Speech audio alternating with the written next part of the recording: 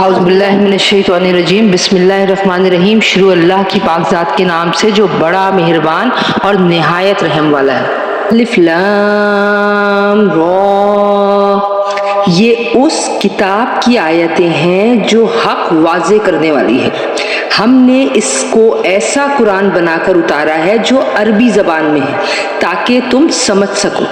اے پیغمبر صلی اللہ علیہ وآلہ وسلم، ہم نے تم پر یہ قرآن جو وحی کے ذریعے بھیجا ہے، اس کے ذریعے ہم تمہیں ایک بہترین واقعہ سناتے ہیں، جبکہ تم اس سے پہلے اس واقعے سے بالکل بے خبر تھے۔ یہ اس وقت کی بات ہے جب یوسف علیہ السلام نے اپنے والد یعقوب علیہ السلام سے کہا تھا کہ ابا جان، میں نے خواب میں 11 ستاروں اور سورج اور چاند کو دیکھا ہے۔ میں نے دیکھا ہے کہ یہ سب مجھے سجدہ کر رہے ہیں۔ انہوں نے کہا، بیٹا اپنا یہ خواب اپنے بھائیوں کو نہ بتانا، کہیں ایسا نہ ہو کہ وہ تمہارے لیے کوئی سازش تیار کریں، کیونکہ شیطان انسان کا کھلا دشمن ہے، اور اسی طرح تمہارا پروردگار تمہیں نبوت کے لیے منتخب کرے گا اور تمہیں تمام باتوں کا صحیح مطلب نکالنا سکھائے گا، جس میں خوابوں کی تعبیر کا علم بھی داخل ہے، اور تم پر اور یعقوب کی اولاد پر اپنی نعمت اسی طرح پوری کرے گا جیسے اس نے اس سے پہلے تمہارے 2 باپ داداؤں ابراہیم اور اسحاق پر پوری کی تھی۔ یقیناً تمہارا پروردگار علم کا بھی مالک ہے اور حکمت کا بھی مالک۔ حقیقت یہ ہے کہ جو لوگ تم سے یہ واقعہ پوچھ رہے ہیں، ان کے لیے یوسف علیہ السلام اور ان کے بھائیوں کے حالات میں بڑی نشانیاں ہیں۔ یہ اس وقت کا واقعہ ہے جب یوسف علیہ السلام کہ ان سوتیلے بھائیوں نے آپس میں کہا تھا کہ یقینی طور پر ہمارے والد کو ہمارے مقابلے میں یوسف اور اس کے حقیقی بھائی بنیامین سے زیادہ محبت ہے، حالانکہ ہم ان کے لیے ایک مضبوط جھتہ بنے ہوئے ہیں۔ ہمیں یقین ہے کہ ہمارے والد کسی کھلی غلط فہمی میں مبتلا ہیں۔ اب اس کا حل یہ ہے کہ یوسف کو قتل ہی کر ڈالو یا اسے کسی اور سرزمین میں پھینک آؤ، تاکہ تمہارے والد کی ساری توجہ خالص تمہاری طرف ہو جائے، اور یہ سب کرنے کے بعد پھر توبہ کر کے نیک بن جاؤ۔ انہی میں سے ایک کہنے والے نے کہا، یوسف کو قتل تو نہ کرو، البتہ اگر تمہیں کچھ کرنا ہی ہے تو اسے کسی اندھے کنویں میں پھینک آؤ تاکہ کوئی قافلہ اسے اٹھا کر لے جائے۔ چنانچہ ان بھائیوں نے اپنے والد سے کہا کہ ابا، یہ آپ کو کیا ہو گیا ہے کہ آپ یوسف علیہ السلام کے معاملے میں ہم پر اطمینان نہیں کرتے، حالانکہ اس میں کوئی شک نہ ہونا چاہیے کہ ہم اس کے پکے خیر خواہ ہیں۔ کل آپ اسے ہمارے ساتھ تفریح کے لیے بھیج دیجئے تاکہ وہ کھائے پیے اور کچھ کھیل کود لے، اور یقین رکھیے کہ ہم اس کی پوری حفاظت کریں گے۔ یعقوب علیہ السلام نے کہا، تم اسے لے جاؤ گے تو مجھے اس کی جدائی کا غم ہوگا، اور مجھے یہ اندیشہ بھی ہے کہ کسی وقت جب تم اس کی طرف سے غافل ہو تو کوئی بھیڑیا اسے کھا جائے۔ وہ بولے، ہم ایک مضبوط جتھے کی شکل میں ہیں، اگر پھر بھی بھیڑیا اسے کھا جائے تو ہم تو بالکل ہی گئے گزرے ہوئے۔ اور پھر ہوا یہ کہ جب وہ ان کو اپنے ساتھ لے گئے اور انہوں نے یہ طے کر ہی رکھا تھا کہ انہیں ایک اندھے کنویں میں ڈال دیں گے، چنانچہ ڈال بھی دیا، تو ہم نے یوسف علیہ السلام پر وحی بھیجی کہ ایک وقت آئے گا جب تم ان سب کو جتلاؤ گے کہ انہوں نے یہ کام کیا کیا تھا، اور اس وقت انہیں پتہ بھی نہ ہوگا کہ تم کون ہو۔ اور رات کو وہ سب اپنے باپ کے پاس روتے ہوئے پہنچ گئے، کہنے لگے، ابا جی، یقین جانیے ہم دوڑنے کا مقابلہ کرنے چلے گئے تھے اور ہم نے یوسف کو اپنے سامان کے پاس چھوڑ دیا تھا، اتنے میں ایک بھیڑیا اسے کھا گیا، اور آپ ہماری بات کا یقین نہیں کریں گے چاہے ہم کتنے ہی سچے ہوں۔ اور وہ یوسف علیہ السلام کی قمیص پر جھوٹ موٹ کا خون بھی لگا کر لے آئے تھے۔ ان کے والد نے کہا، حقیقت یہ نہیں ہے، بلکہ تمہارے دلوں نے اپنی طرف سے ایک بات بنا لی ہے، اب تو میرے لیے صبر ہی بہتر ہے، اور جو باتیں تم بنا رہے ہو ان پر اللہ ہی کی مدد درکار ہے۔ اور دوسری طرف جس جگہ انہوں نے یوسف علیہ السلام کو کنویں میں ڈالا تھا، وہاں ایک قافلہ آیا۔ قافلے کے لوگوں نے ایک آدمی پانی لانے کے لیے بھیجا، اور اس نے اپنا ڈول کنویں میں ڈالا تو وہاں یوسف علیہ السلام کو دیکھ کر پکار اٹھا، لو خوشخبری سنو، یہ تو ایک لڑکا ہے۔ اور قافلے والوں نے انہیں ایک تجارت کا مال سمجھ کر چھپا لیا، اور جو کچھ وہ کر رہے تھے اللہ کو اس کا پورا علم تھا۔ اور پھر انہوں نے یوسف علیہ السلام کو بہت کم قیمت میں بیچ دیا جو گنتی کے چند درہموں کی شکل میں تھی، اور ان کو یوسف سے کوئی دلچسپی نہیں تھی۔ اور مصر کے جس آدمی نے انہیں خریدا اس نے اپنی بیوی سے کہا کہ اس کو عزت سے رکھنا، مجھے ایسا لگتا ہے کہ یہ ہمیں فائدہ پہنچائے گا یا پھر ہم اسے بیٹا بنا لیں گے۔ اس طرح ہم نے اس سرزمین میں یوسف کے قدم جمائے تاکہ انہیں باتوں کا صحیح مطلب نکالنا سکھائیں، اور اللہ کو اپنے کام پر پورا قابو حاصل ہے، لیکن بہت سے لوگ نہیں جانتے۔ اور جب یوسف علیہ السلام اپنی بھری جوانی کو پہنچے تو ہم نے انہیں حکمت اور علم عطا کیا، اور جو لوگ نیک کام کرتے ہیں ان کو ہم اسی طرح بدلہ دیتے ہیں۔ اور جس عورت کے گھر میں وہ رہتے تھے اس نے ان کو ورغلانے کی کوشش کی اور سارے دروازوں کو بند کر دیا۔ کہنے لگی آ بھی جاؤ۔ یوسف نے کہا اللہ کی پناہ، وہ میرا آقا ہے، اس نے مجھے اچھی طرح رکھا ہے۔ سچی بات یہ ہے کہ جو لوگ ظلم کرتے ہیں انہیں فلاح حاصل نہیں ہوتی۔ اس عورت نے تو واضح طور پہ یوسف علیہ السلام کے ساتھ برائی کا ارادہ کر لیا تھا، اور یوسف علیہ السلام کے دل میں بھی اس عورت کا خیال آ چلا تھا۔ اگر وہ اپنے رب کی دلیل کو نہ دیکھ لیتے، ہم نے ایسا اس لیے کیا تاکہ ان سے برائی اور بے حیائی کا رخ پھیر دیں۔ بے شک وہ ہمارے منتخب بندوں میں سے تھے۔ اور دونوں آگے پیچھے دروازے کی طرف دوڑے، اور اس کشمکش میں اس عورت نے ان کی قمیص کو پیچھے کی طرف سے پھاڑ ڈالا۔ اتنے میں دونوں نے اس عورت کے شوہر کو دروازے پر کھڑا پایا۔ اس عورت نے فوراً بات بنانے کے لیے اپنے شوہر سے کہا کہ جو کوئی تمہاری بیوی کے ساتھ برائی کا ارادہ کرے اس کی سزا اس کے سوا اور کیا ہے کہ اسے قید کر دیا جائے یا کوئی اور دردناک سزا دی جائے۔ یوسف علیہ السلام نے کہا یہ خود تھیں جو مجھے ورغلا رہی تھیں۔ اور اس عورت کے خاندان ہی میں سے ایک گواہی دینے والے نے یہ گواہی دی کہ اگر یوسف کی قمیص سامنے کی طرف سے پھٹی ہو تو عورت سچ کہتی ہے اور وہ جھوٹے ہیں، اور اگر ان کی قمیص پیچھے کی طرف سے پھٹی ہے تو عورت جھوٹ بولتی ہے اور یہ سچے ہیں۔ پھر جب شوہر نے دیکھا کہ ان کی قمیص پیچھے سے پھٹی ہے تو اس نے کہا کہ یہ تم عورتوں کی مکاری ہے، واقعی تم عورتوں کی مکاری بڑی سخت ہے۔ یوسف علیہ السلام تم اس بات کا کچھ خیال نہ کرو، اور اے عورت تم اپنے گناہ کی معافی مانگ، یقینی طور پر تو ہی خطا کار تھی۔ اور شہر میں کچھ عورتیں یہ باتیں کرنے لگیں کہ عزیز کی بیوی اپنے نوجوان غلام کو ورغلا رہی ہے، اس نوجوان کی محبت نے اسے فریفتہ کر لیا ہے۔ ہمارے خیال میں تو یقینی طور پر وہ کھلی گمراہی میں مبتلا ہے۔ چنانچہ جب اس عزیز کی بیوی نے ان عورتوں کے مکر کی یہ بات سنی تو اس نے پیغام بھیج کر انہیں اپنے گھر بلوا لیا اور ان کے لیے ایک تکیوں والی نشست تیار کی، اور ان میں سے ہر ایک کے ہاتھ میں ایک چاقو دے دیا، اور یوسف علیہ السلام سے کہا کہ ذرا باہر نکل کر ان کے سامنے آ جاؤ۔ اب جوان عورتوں نے یوسف علیہ السلام کو دیکھا تو انہیں حیرت انگیز حد تک حسین پایا، اور ان کے حسن سے مبہوت ہو کر اپنے ہاتھ کاٹ ڈالے اور بول اٹھیں کہ ماشاءاللہ یہ شخص کوئی انسان نہیں ہے، ایک قابل تکریم فرشتے کے سوا یہ کچھ اور نہیں ہو سکتا۔ عزیز کی بیوی نے کہا اب دیکھو یہ ہے وہ شخص جس کے بارے میں تم نے مجھے تانے دیے تھے۔ یہ بات واقعی سچ ہے کہ میں نے اپنا مطلب نکالنے کے لیے اس پر ڈورے ڈالے، مگر یہ بچ نکلا، اور اگر یہ میرے کہنے پر عمل نہیں کرے گا تو اسے قید ضرور کیا جائے گا اور یہ ذلیل ہو کر رہے گا۔ یوسف علیہ السلام نے دعا کی کہ یا رب یہ عورتیں مجھے جس کام کی دعوت دے رہی ہیں اس کے مقابلے میں قید خانہ مجھے زیادہ پسند ہے، اور اگر تو نے مجھے ان کی چالاکیوں سے محفوظ نہ کیا تو میرا دل بھی ان کی طرف کھنچنے لگے گا، اور جو لوگ جہالت کے کام کرتے ہیں ان میں بھی شامل ہو جاؤں گا۔ چنانچہ یوسف علیہ السلام کے رب نے ان کی دعا قبول کی اور ان عورتوں کی چالوں سے انہیں محفوظ رکھا۔ بے شک وہی ہے جو ہر بات سننے والا، ہر چیز جاننے والا ہے۔ پھر ان لوگوں نے یوسف علیہ السلام کی پاک دامنی کی بہت سی نشانیاں دیکھ لینے کے بعد بھی مناسب یہی سمجھا کہ انہیں ایک مدت تک قید خانے میں بھیج دیں۔ اور یوسف علیہ السلام کے ساتھ 2 اور نوجوان قید خانے میں داخل ہوئے۔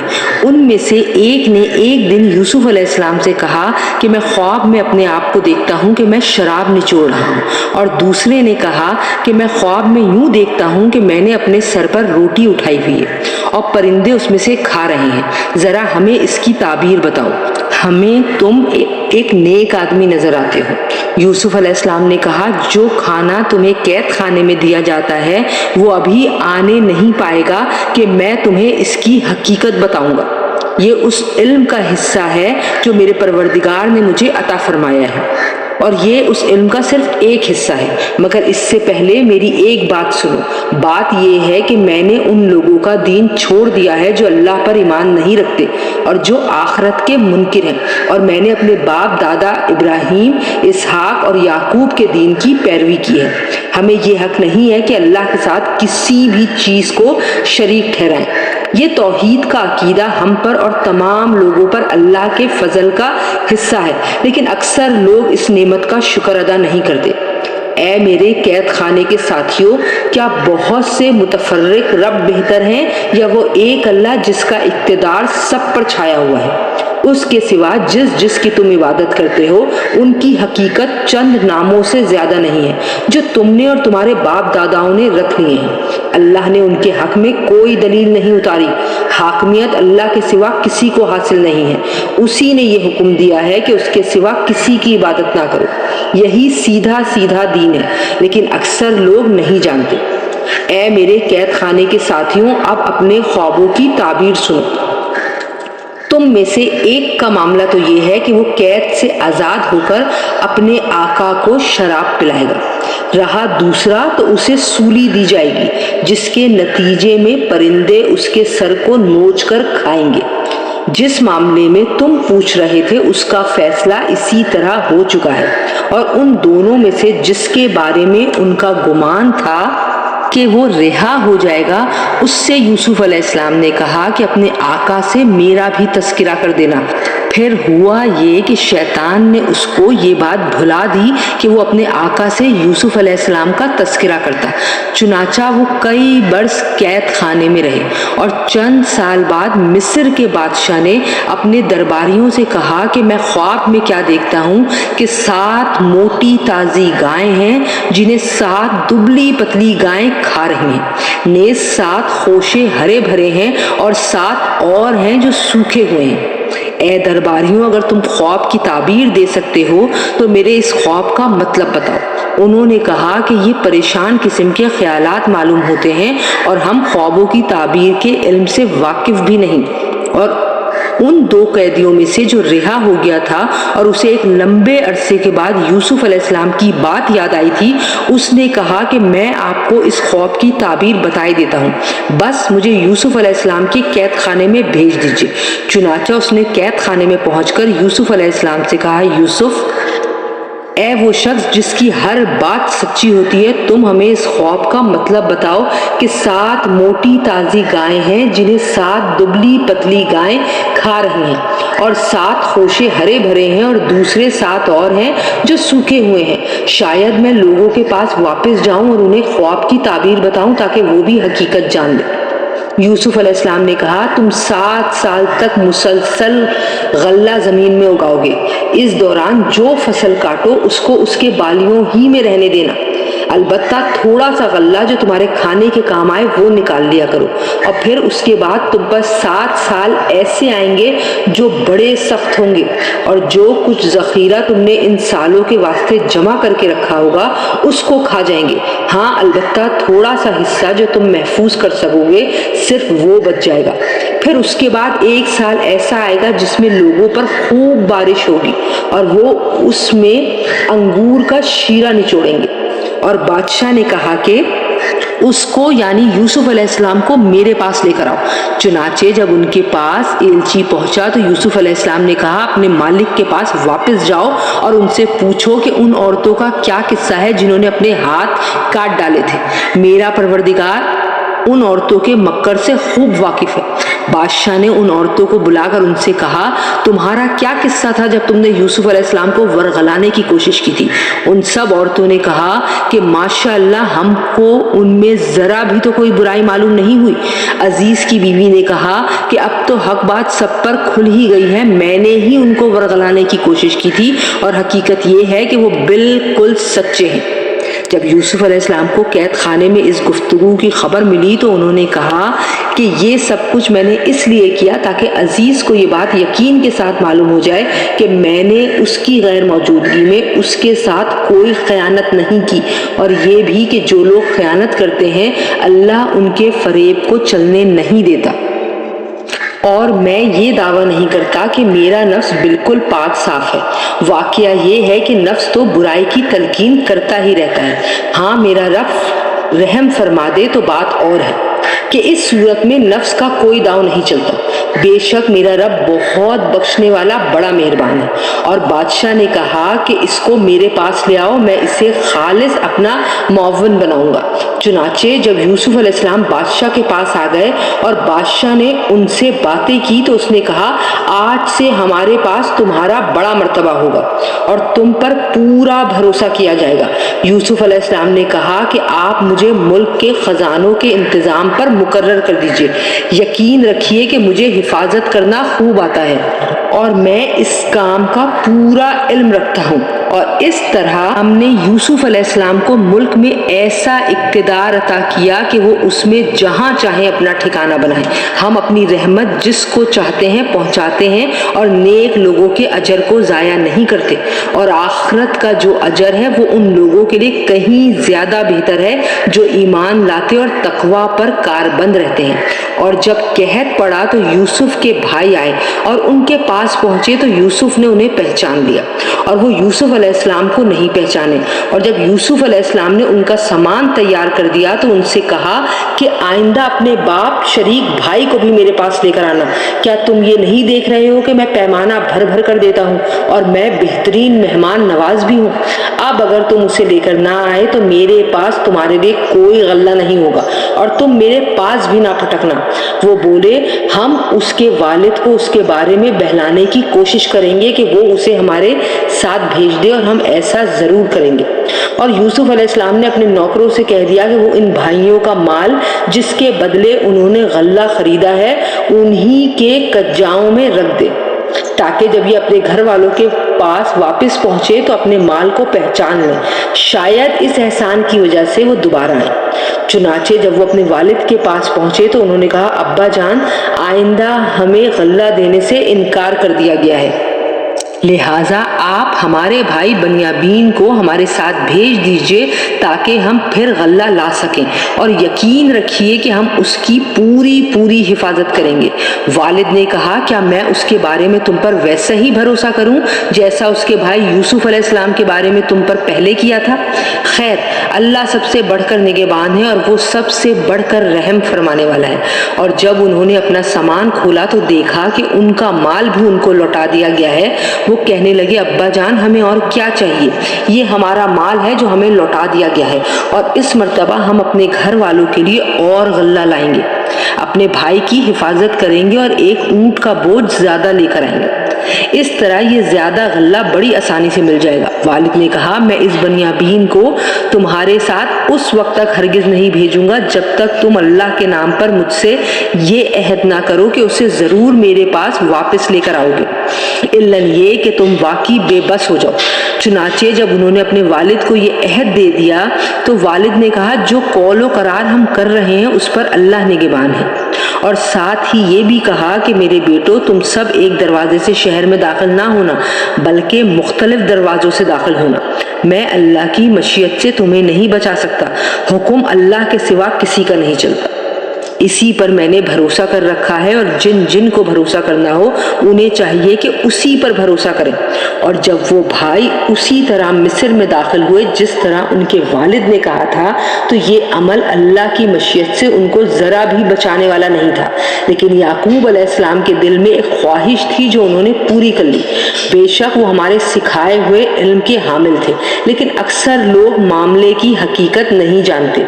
اور جب یہ لوگ یوسف علیہ السلام کے پاس پہنچے تو انہوں نے اپنے سگے بھائی بنیامین کو اپنے پاس خاص جگہ دی اور انہیں بتایا کہ میں تمہارا بھائی ہوں، لہٰذا تم ان باتوں پر رنجیدہ نہ ہونا جو یہ دوسرے بھائی کرتے رہے ہیں۔ پھر جب یوسف علیہ السلام نے ان کا سامان تیار کر دیا تو پانی پینے کا پیالہ اپنے سگے بھائی کے کجاوے میں رکھوا دیا۔ پھر ایک منادی نے پکار کر کہا کہ اے قافلے والو، تم چور ہو۔ انہوں نے ان کی طرف مڑ کر پوچھا کہ کیا چیز ہے جو تم سے گم ہو گئی ہے؟ انہوں نے کہا کہ ہمیں بادشاہ کا پیمانہ نہیں مل رہا، اور جو شخص اسے لا کر دے گا اس کو ایک اونٹ کا بوجھ انعام میں ملے گا، اور میں اس انعام کے دلوانے کی ذمہ داری لیتا ہوں۔ وہ بھائی بولے اللہ کی قسم آپ لوگ جانتے ہیں کہ ہم زمین میں فساد پھیلانے کے لیے نہیں آئے ہیں اور نہ ہم چوری کرنے والے لوگ ہیں۔ انہوں نے کہا کہ اگر تم لوگ جھوٹے ثابت ہوئے تو اس کی کیا سزا ہوگی؟ انہوں نے کہا اس کی سزا یہ ہے کہ جس کے کجاوے میں سے وہ پیالہ مل جائے وہ خود سزا میں دھر لیا جائے۔ جو لوگ ظلم کرتے ہیں ہم ان کو ایسی ہی سزا دیا کرتے ہیں۔ چنانچہ یوسف علیہ السلام نے اپنے سگے بھائی کے تھیلے سے پہلے دوسرے بھائیوں کی تھیلے کی تلاشی شروع کی، پھر اس پیالے کو اپنے سگے بھائی کے تھیلے میں سے برآمد کر لیا۔ اس طرح ہم نے یوسف کی خاطر یہ تدبیر کی۔ اللہ کی یہ مشیت نہ ہوتی تو یوسف کے لیے یہ ممکن نہیں تھا کہ وہ بادشاہ کے قانون کے مطابق اپنے بھائی کو اپنے پاس رکھ لیتے، اور ہم جس کو چاہتے ہیں اس کے درجے بلند کر دیتے ہیں، اور جتنے علم والے ہیں ان سب کے اوپر ایک بڑا علم رکھنے والا موجود ہے۔ بہرحال وہ بھائی بولے کہ اگر اس بنیامین نے چوری کی ہے تو کچھ تعجب نہیں، کیونکہ اس کا ایک بھائی اس سے پہلے بھی چوری کر چکا ہے۔ اس پر یوسف علیہ السلام نے ان پر ظاہر کیے بغیر چپکے سے دل میں کہا کہ تم تو اس معاملے میں کہیں زیادہ برے ہو، اور جو بیان تم دے رہے ہو اللہ اس کی حقیقت کو خوب جانتا ہے۔ اب وہ کہنے لگے کہ اے عزیز، اس کا ایک بہت بوڑھا باپ ہے، اس لیے اس کی جگہ ہم میں سے کسی کو اپنے پاس رکھ لیجئے، ہم آپ کو ان لوگوں میں سے سمجھتے ہیں جو احسان کیا کرتے ہیں۔ یوسف علیہ السلام نے کہا اس ناانصافی سے میں اللہ کی پناہ مانگتا ہوں کہ جس شخص کے پاس سے ہماری چیز ملی ہے اس کو چھوڑ کر کسی اور کو پکڑ لیں، اگر ہم ایسا کریں گے تو یقینی طور پر ہم ظالم ہوں گے۔ چنانچہ جب وہ یوسف علیہ السلام سے مایوس ہو گئے تو الگ ہو کر چپکے چپکے مشورہ کرنے لگے۔ ان سب میں جو بڑا تھا اس نے کہا کیا تمہیں معلوم نہیں کہ تمہارے والد نے تم سے اللہ کے نام پر عہد لیا تھا، اور اس سے پہلے تم یوسف کے معاملے میں جو قصور کر چکے ہو وہ بھی معلوم ہے، لہٰذا میں تو اس ملک سے اس وقت تک نہیں ٹلوں گا جب تک میرے والد مجھے اجازت نہ دے، یا اللہ ہی میرے حق میں کوئی فیصلہ فرما دے، اور وہی سب سے بہترین فیصلہ کرنے والا ہے۔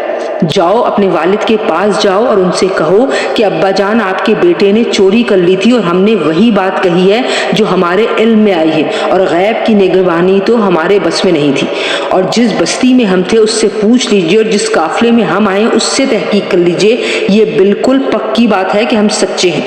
چنانچہ یہ بھائی یعقوب علیہ السلام کے پاس گئے اور ان سے وہی بات کہی جو بڑے بھائی نے سکھائی تھی۔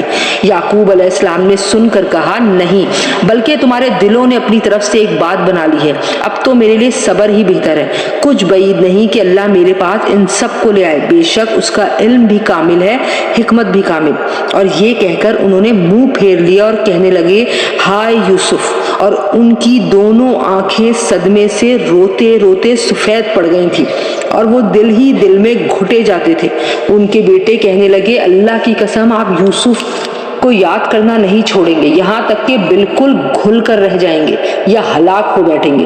یعقوب علیہ السلام نے کہا میں اپنے رنج و غم کی فریاد تم سے نہیں صرف اللہ سے کرتا ہوں، اور اللہ کے بارے میں جتنا میں جانتا ہوں تم نہیں جانتے۔ میرے بیٹو جاؤ اور یوسف علیہ السلام اور اس کے بھائی کا کچھ سراغ لگاؤ، اور اللہ کی رحمت سے نا امید نہ ہو، یقین جانو اللہ کی رحمت سے وہی لوگ نا امید ہوتے ہیں جو کافر ہیں۔ چنانچہ جب وہ یوسف علیہ السلام کے پاس پہنچے تو انہوں نے یوسف علیہ السلام سے کہا اے عزیز، ہم پر اور ہمارے گھر والوں پر سخت مصیبت پڑی ہوئی ہے، اور ہم ایک معمولی سی پونجی لے کر آئے ہیں، آپ ہمیں پورا پورا غلہ دے دیجئے اور اللہ کے لیے ہم پر احسان کیجئے، یقیناً اللہ اپنی خاطر احسان کرنے والوں کو بڑا اجر عطا فرماتا ہے۔ یوسف علیہ السلام نے کہا تمہیں کچھ پتا ہے کہ تم جہالت میں مبتلا تھے تو تم نے یوسف علیہ السلام اور اس کے بھائی کے ساتھ کیا کیا کیا تھا؟ اس پر وہ بول اٹھے ارے کیا تم ہی یوسف ہو؟